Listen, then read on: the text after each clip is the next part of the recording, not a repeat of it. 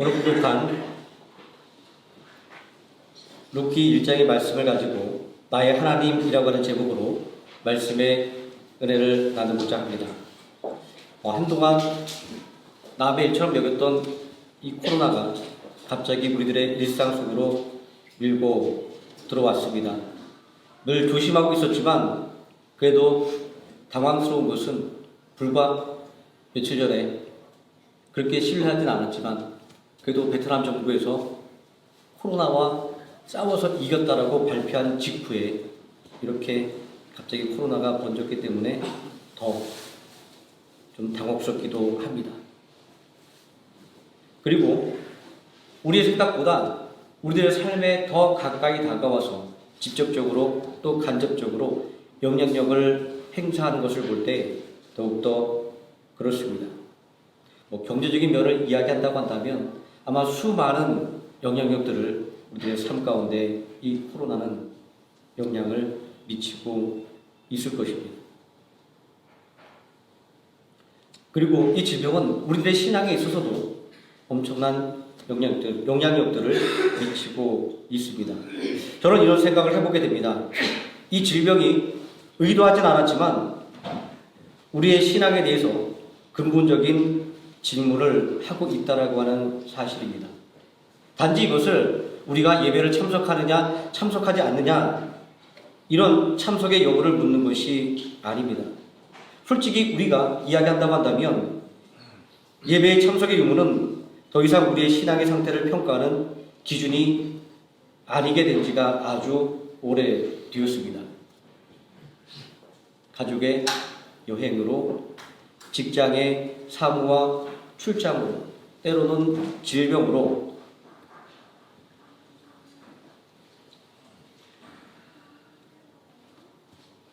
우리는 하나님께 드리는 그 예배를 불가피하게 드리지 못하는 그 상황들을 우리는 계속해서 경험을 해왔기 때문입니다.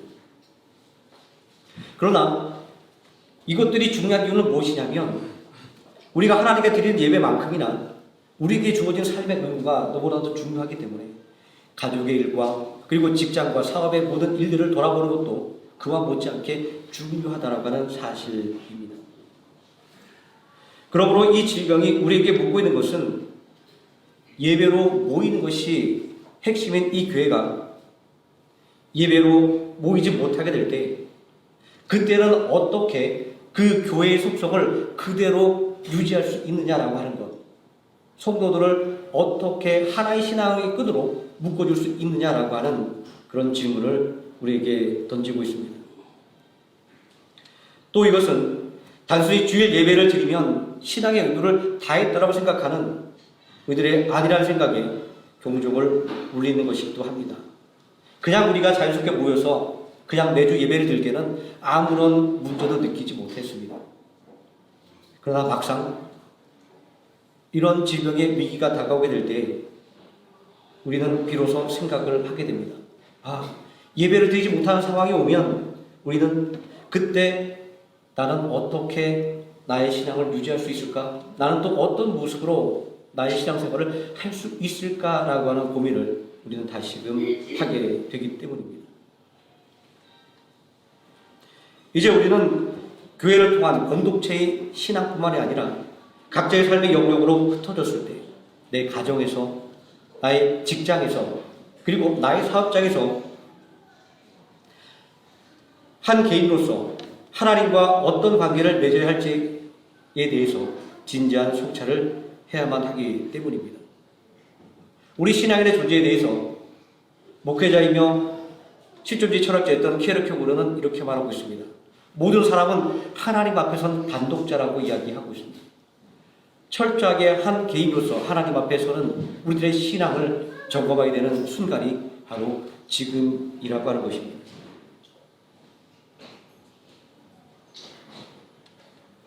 이런 면에서는 참 고통스러운 질병입니다. 우리들의 삶에 이렇게 지속적으로 그리고 오랜 시간 어려움을 준 그런 질병은 아마 없었던 것 같습니다. 그러나 어떤 면에서는 이 고통스러운 질병이 우리로 하여금 하나님과 그리고 나 사이에 진지한 신앙의 대화를 하게 만들어주는 통로가 되었다고 말해볼 수도 있을 것입니다. 나는 하나님을 어떤 분으로 생각하는가? 그리고 나는 하나님을 어떻게 믿고 있는가? 이런 근본적인 신앙의 질문을 할 수밖에 없게 되기 때문입니다. 오늘 본문에 등장하고 있는 인물들은 삶의 중요한 분기점에서 신앙의 성찰을 통해서 하나님 앞에서는 단독자로서의 자신의 신앙을 고백하는 한 신앙인의 모습을 보여주고 있습니다. 우리는 이 사람들을 통해서 나는 어떻게 하나님 앞으로 나아가야 될지, 또 나의 신앙 고백은 어떻게 해야 하는지에 대해서 은혜를 나누고자 합니다. 이런 이야기가 있습니다. 세 사람이 예수님과 달리기 시합을 했습니다.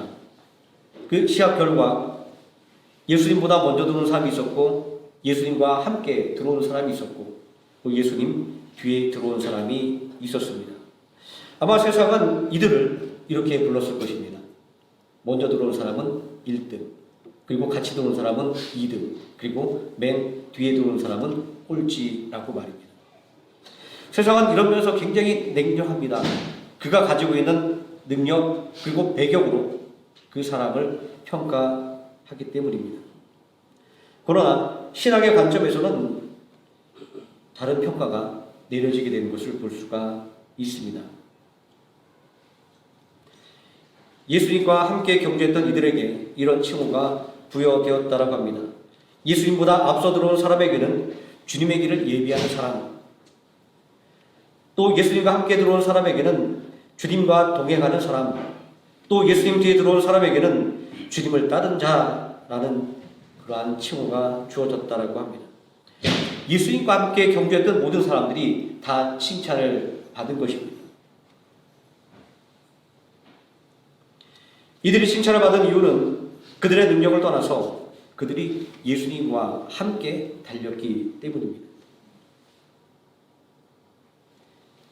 우리의 신앙생활에 있어서 성공하고 실패하는 것 굉장히 중요합니다. 그러나 이것보다 더 중요한 것이 있는데, 그것은 내가 누구와 함께 신앙생활을 하고 있는가라고 하는 것입니다. 저는 이 예화를 생각하면서 나는 예수님의 어느 편에서 달리고 있는 사람인가 생각해 보게 되었습니다. 아니, 과연 나는 예수님과 함께 달리고 있는가 또 묻게 되었습니다. 리 워렌 목사님은 목적이 이끄는 삶에서 어떻게 주님께 항복하는 삶을 살 수 있을까라는 질문을 하고 있습니다. 저는 이 질문을 어떻게 주님과 함께 달릴 수 있겠습니까? 라고 바꿔서 한번 생각해 보고 싶습니다. 리 워렌 목사님은 이 질문에 대한 해답으로 이렇게 말하고 있습니다. 당신의 모든 것을 하나님께 드리라고 말입니다.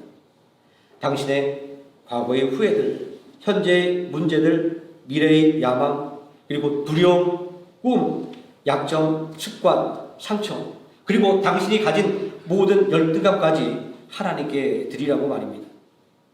예수 그리스도를 삶의 운전석에 앉으시게 하고 핸들에서 손을 떼라고 말합니다.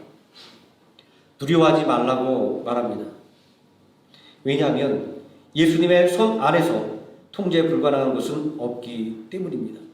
예수 그리스도가 나의 삶을 지배하게 될 때 우리는 그 어떤 것도 감당할 수 있게 되기 때문입니다. 라고 말입니다.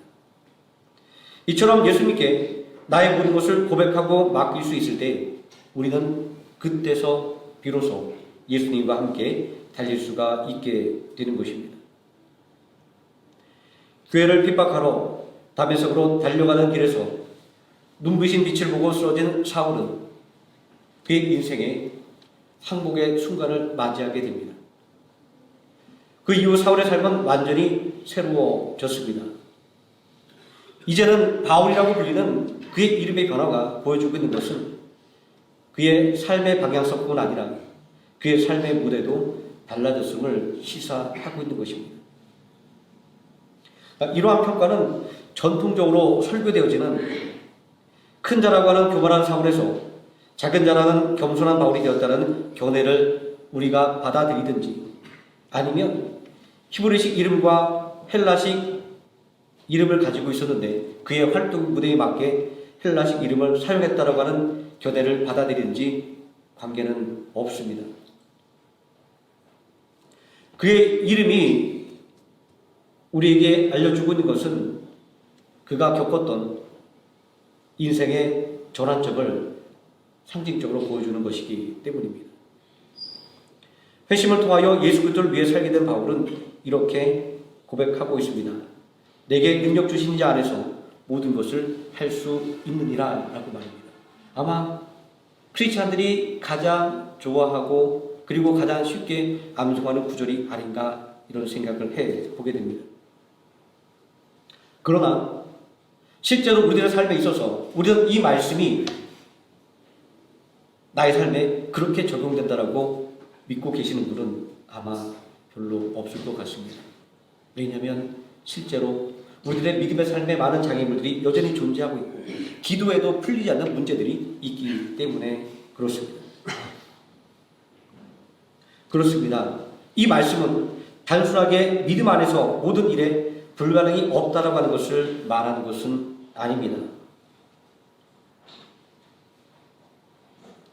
복음을 전하는 일에 있어서 어떠한 어려움과 유혹도 이겨낼 수 있다는 것을 말하기 위해서 바울이 이렇게 고백을 했던 것입니다. 실제로 바울의 삶을 한번 생각해 보시기 바랍니다. 그가 걸어갔던 길, 우리는 그가 전했던 복음만을 생각하면서 그의 성공만을 생각하지만 실제로 그가 걸었던 길은 너무나도 험난한 길이었습니다. 고린도후서 11장 23절 이하의 말씀에 보게 되면 그는 자신이 겪었던 환난에 대해서 이렇게 언급하고 있습니다. 40에 하나 가만 매라고 이야기합니다. 왜냐하면 너무나도 가혹해서 40대를 맞으면 짜릿하면 죽을 수 있기 때문에 39대만 때리는 그런 가혹한 형벌입니다. 이런 매를 무려 5번을 맞았다라고 이야기합니다.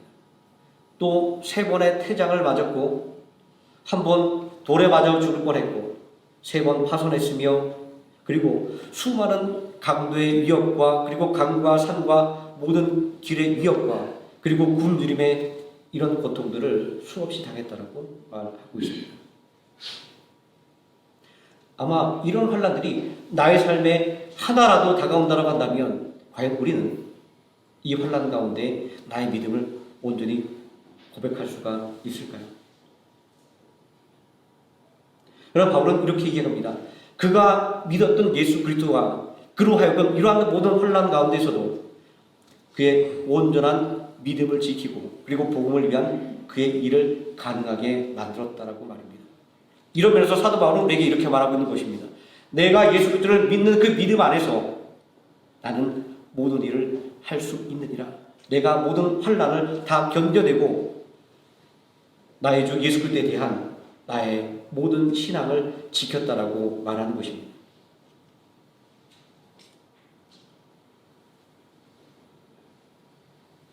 오늘날 많은 사람들이 권력과 재물과 명예의 유혹 앞에 머리를 숙이고 무릎을 꿇습니다. 또 어려움 앞에 넘어지기도 합니다. 하지만 믿음의 사람들은 이러한 세상이 힘이 주는 고난과 그리고 그 유혹이 아니라 우리의 주님 되신 예수님 앞에 기꺼이 무릎을 꿇어야 할 것입니다. 우리의 삶에 있어서 주님과 함께하지 못하도록 방해하는 많은 일들이 있어도 말입니다. 어떤 일들이 내가 우리 주님과 함께하는 그 길을 방해할까? 잠깐만 생각해봐도 아마 이 손가락도 꼽아도 남을 수많은 이유들이 우리들의 마음속에 떠오르게 될 것입니다.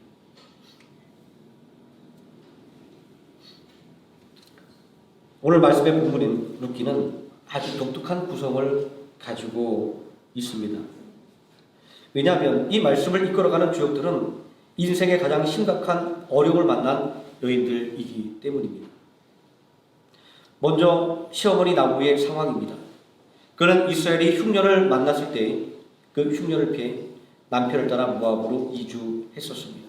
그러나 남편이 죽고 그의 2 아들이 죽고 나자 더 이상 이방 땅에 발붙이고 살 근거가 사라지고 말았습니다. 경제적인 어려움을 해결하고자 왔는데 더 큰 문제를 만나게 된 것입니다. 그리고 그 며느리들입니다. 그들의 남편들이 차례차례 죽었습니다. 고대 사회나 현대 사회나 마찬가지로 이들은 가장 연약한 사람들이 된 것입니다.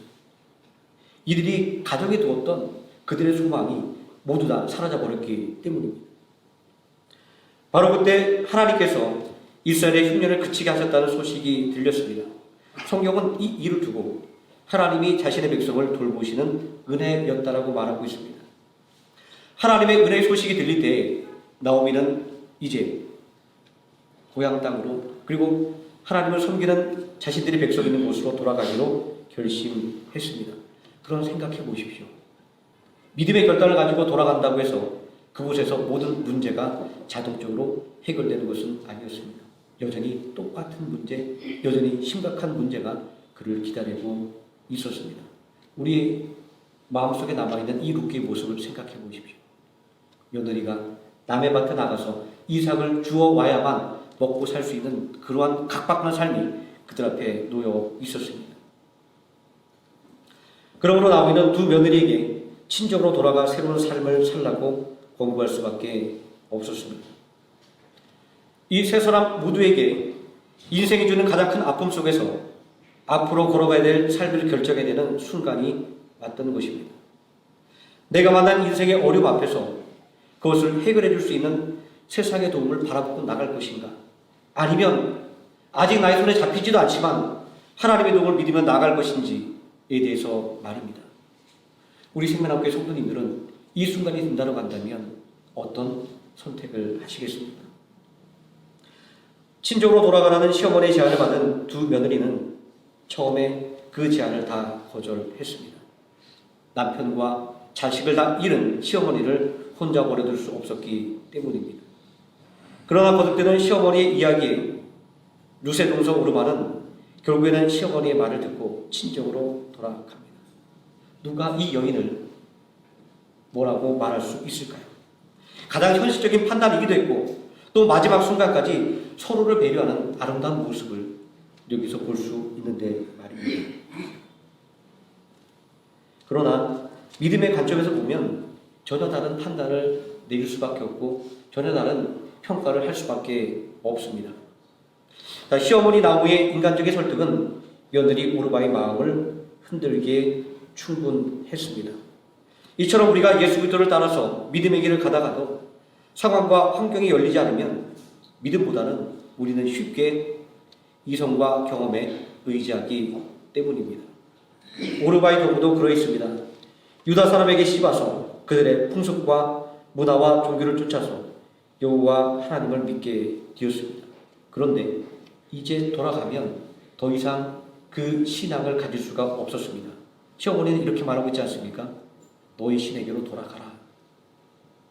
그가 친정으로 돌아가는 그 옛날의 삶으로 돌아가는 일이 어떠한 일인지에 대해서 분명히 말하고 있습니다. 이제 고향으로 돌아가면 더 이상 하나님을 섬길 수가 없습니다. 그 사실을 알고 있었지만 오르바는 현실의 문제 앞에서 자신의 신앙을 내려놓을 수밖에 없었습니다. 여기서 우리는 오르바의 신앙의 모습을 알 수가 있습니다. 그는 자기 자신의 신앙을 가진 것이 아니라 다만 가족의 신앙을 따랐던 것에 불과했던 것입니다. 우리의 경우에도 마찬가지입니다.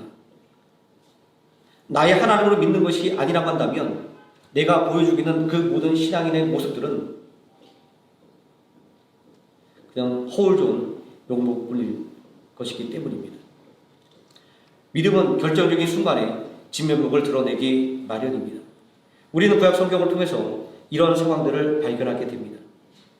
하나님 앞에 불순종해서 하나님의 징계를 받는 이스라엘 백성들은 그때 자신들이 믿는 하나님 앞에 부르짖지 않았습니다. 놀랍게도 그들은 이렇게 말합니다. 하나님께서 보내준 하나님의 사람들 앞에 나가서 당신의 하나님께 우리를 위해서 기도해 주십시오라고 말하고 있습니다. 이 말 속에 이스라엘 백성들의 신앙의 모습이 고스란히 드러나 있습니다. 나의 하나님이 아니라 누군가의 하나님으로 믿고 있는데 어떻게 하나님께 충성할 수 있고 어떻게 하나님을 온전히 신뢰할 수가 있겠습니까? 그러면 또 다른 면의 룻은 어떤 선택을 했을까요? 그 시어머니의 제안을 거절합니다. 그리고 더 이상 그러한 제안을 하지 말도록 강권합니다. 그리고 자신의 진심을 말하며 자신의 신앙을 고백합니다. 어머니의 하나님이 나의 하나님이 될 것이다 라고 말합니다. 이러한 룻의 신앙 고백은 진실로 여호와 말이 참 하나님이 되신다는 올바른 신앙에 근거한 것이었습니다. 이러한 신앙 고백은 룻이 처음에는 가족을 통하여 하나님을 알게 되었지만 마침내 하나님을 자신의 하나님으로 믿었다라고 하는 것을 의미하고 있습니다. 그만큼 신앙이라고 하는 것은 하나님과 내가 인격적으로 만나는 그 인격적인 관계가 중요하다라고 하는 것입니다. 이런 것들을 생각해 본다고 한다면 이 룻의 희생적인 사랑과 이 희생적인 사랑은 그의 신앙의 결단이며 하나님께 대한 믿음의 고백을 통하여 나왔던 것임을 알 수가 있습니다. 룻은 어머니가 죽는 곳에서 자신도 죽어 거기 장사되고 자신이 죽는 일 외에는 어머니를 떠나면 여호와께서 벌을 내리시고 더 내리시기를 원한다라고 고백하고 있습니다. 여기서 룻은 자신의 확고한 이 신념을 나타내기 위해서 이스라엘 백성들에게서만 발견되는 독특한 서약 형태인 여호와의 이름으로 맹세하고 있습니다. 여호와의 이름으로 맹세하는 것이 왜 중요할까요? 주석가들은 입을 모아 이렇게 이야기하고 있습니다. 여호와라고 하는 이 하나님의 이름은 이스라엘 백성들만이 사용하는 고유한 하나님의 이름이었다라고 하는 것입니다. 당시 수많은 우상의 숭배자들이 하나님을 그들의 믿는 신을 하나님으로 불렀습니다. 바로 그때 그런 우상 모든 잡신들과 구분되는 참 신의 이름 여호와 하나님의 이름으로 그가 고백하고 있다라고 하는 것은 그의 진실한 믿음이 있다라고 하는 것을 우리가 알 수 있는 것입니다. 룻이 이 이름으로 하나님을 부르고 있다라고 하는 것은 그가 이제는 언약의 백성으로 거듭났음을 의미하는 것입니다. 비록 룻은 이방 여인으로서 하나님의 총회에 들어갈 수 없었던 현실에도 불구하고 믿음 안에서는 자신이 하나님의 은혜 가운데 거할 수 있다라고 확신했던 것입니다. 그런 확신이 있었기 때문에 그는 고향을 떠났습니다. 그의 어머니를 따라 이스라엘로 발걸음을 옮길 수가 있었던 것입니다. 이러한 룻의 믿음의 확신은 보아스의 말을 통해서도 하나님으로부터 인정받았음을 알 수가 있습니다. 보아스는 룻을 향해서 이렇게 이야기합니다. 여호와께서 내가 행한 일에 보답하시기를 원하며 이스라엘 하나님께서 그의 날개 아래 보호를 받으러 온 내게 온전한 상 주시기를 원하노라 라고 말입니다. 우리는 이 룻의 말씀을 통해서 하나님의 인정을 받는 것은 우리의 능력과 그리고 우리가 가진 배경에 있는 것이 아니라 철저하게 내가 하나님을 믿는 그 믿음에 있다라고 하는 사실을 알게 됩니다. 룻의 말씀을 보게 되면 이 룻은 자신이 처한 상황에 관계없이 하나님을 따르기로 결정했음을 알 수가 있습니다. 룻은 지금 이 결정이 자신에게 유리한지 아닌지를 따져보기보다는 믿음으로 하나님을 따르기로 결정을 내렸던 것입니다. 사람은 인생의 위기를 만나게 되면 그 위기를 모면하기 위해서 자신에게 유리한 선택을 하게 마련입니다. 그러나 룻은 달랐습니다. 그의 선택 기준은 하나님을 따르는 것이지 위기를 모면하기 위한 것이 아니었기 때문입니다.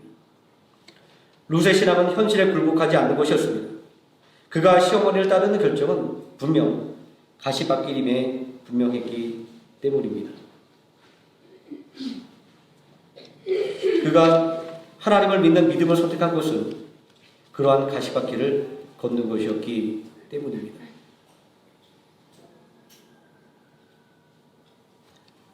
그럼에도 불구하고 룻이 이러한 신앙의 결단을 내릴 수 있었던 이유는 그가 앞으로 겪게 될 그 고난을 넘어서 있는 믿음의 가치를 바라볼 수 있었기 때문입니다. 그러므로 우리는 이 성경을 통해서 하나님께서 우리에게 하시고자 하는 말씀이 무엇인지를 깨닫게 됩니다. 끝까지 믿음으로 인내하면 하나님이 주시는 복을 받게 된다라고 하는 믿음의 평범한 진리입니다. 하나님은 비록 하나님의 총에 들지 못하는 이방인이었지만 그 진실한 믿음을 보시고 룻을 선택하셨습니다. 룻은 그 믿음으로 말미암아 다윗의 계보, 메시아의 계보의 축을 이루어 하나님의 인류 구원 사역에 동참하게 되었습니다. 룻이 받은 가장 큰 복은 무엇일까요? 그 당시 그 동네에서 제일 가는 부자와 인품이 훌륭한 사람과 결혼하는 것이 그가 받은 가장 큰 복일까요? 아닙니다. 그가 받은 가장 큰 복은 하나님을 자신의 하나님으로 고백하는 그 믿음을 보시고 하나님께서 룻을 당신의 거룩한 비전인 구원의 사역을 이루는 동력자로 세워주셨다라고 하는 것입니다. 인생의 위기를 만난 지극히 연약한 한 사람이 하나님 말을 자신의 주님으로 고백하는 그 신앙의 고백으로 말미암아 위대한 하나님의 일에 동참하게 된 것은 진짜 하나님의 은혜가 아니면 불가능한 일입니다. 하나님의 일은 이처럼 어려운 가운데서도 전적으로 하나님을 신뢰하는 믿음의 사람들을 통해서 이루어집니다. 한국 교회사는 구한말의 한 사건을 우리에게 이야기해 주고 있습니다. 제자를 휴모노라고 하는 상선이 평양으로 들어왔을 때 토마스 선교사는 그 배에 함께 타고 들어와 선교할 꿈에 부풀어 있었습니다. 그러나 큰 오해와 불신으로 인해서 제자를 휴모노는 불태워지고 토마스 선교사도 함께 처형되고 말았습니다. 그가 가져온 성경은 몰수되어 태워지고 그리고 여러 사람들의 손에 이리저리 흩어지게 되었습니다. 목이 잘리는 최후의 순간에 토마스 선교사는 자신이 품고 있던 한 권의 성경을 그의 목을 참수하는 사람에게 내밀었다라고 합니다.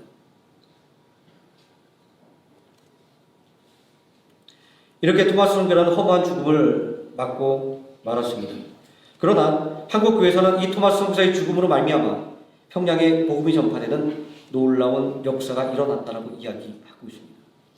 흩어져 있는 성경을 들고 가서 종이가 귀하던 시절에 여기저기 벽지를 대신해서 문북지를 대신해서 발라놓았던 사람들 누워서 그 성경의 문구를 읽을 때 예수 그리스도를 구주로 영접하는 역사가 일어나고 그리고 토마스 선교사의 그 사형장에 입회했던 군인은 그의 마지막 눈빛을 잊을 수 없어서 그가 가지고 왔던 성경과 읽다가 예수 그리스도를 구주로 영접하는 역사가 일어났다라고 말하고 있습니다. 그리고 그때 회심했던 모든 사람들이 그들의 지역에서 교회를 세우는 참된 일꾼이 되었다라고 한국 교회사는 증거하고 있습니다. 토마스 선교사 그 한 사람 힘은 너무나도 미약한 것이었습니다. 아니 무력해 보이기까지도 했습니다. 그러나 하나님은 그의 신앙의 열정을 통해서 복음 전파라고 하는 당신의 비전을 이루는 동력자로 삼으셨던 것을 볼 수가 있습니다. 저는 이러한 믿음의 인물들을 생각해 보면서 이 코로나로 인한 이 어려움의 시대에 이런 생각을 해보게 됩니다. 온전한 믿음이란 어떤 것인가? 어떻게 믿는 것이 하나님께 충성하는 것인가? 라고 말입니다. 충성이란 말은 글자 그대로 상황과 환경을 초월해서 내 마음과 정성을 다하는 것을 이야기합니다. 그렇다고 말해서 하나님께서 우리에게 요구하시는 이 충성은 속된 말로 무대포 정신이 아닙니다. 그냥 하나님의 말씀을 지키기 위해서 무조건 예배를 고세만 내는 이런 이야기를 하나님께서 우리에게 하고자 하는 말씀은 결코 아닙니다. 우리가 하나님께 충성하기 위해서는 우리의 외적인 어떠한 일들로 굉장히 중요하지만 하나님에 대한 신뢰가 우리 마음속에 있어야만 됩니다. 하나님께서 나의 믿음을 붙들어 주신다는 그 신뢰가 있어야만 됩니다.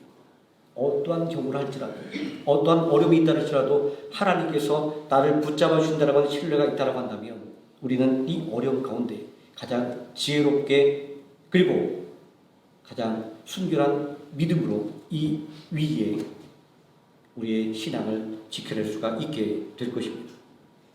이러한 하나님에 대한 신뢰가 있는 사람은 어느 곳에 서 있다 할지라도, 어떤 상황에 처해 있다 할지라도 그 믿음이 흔들리지 않습니다.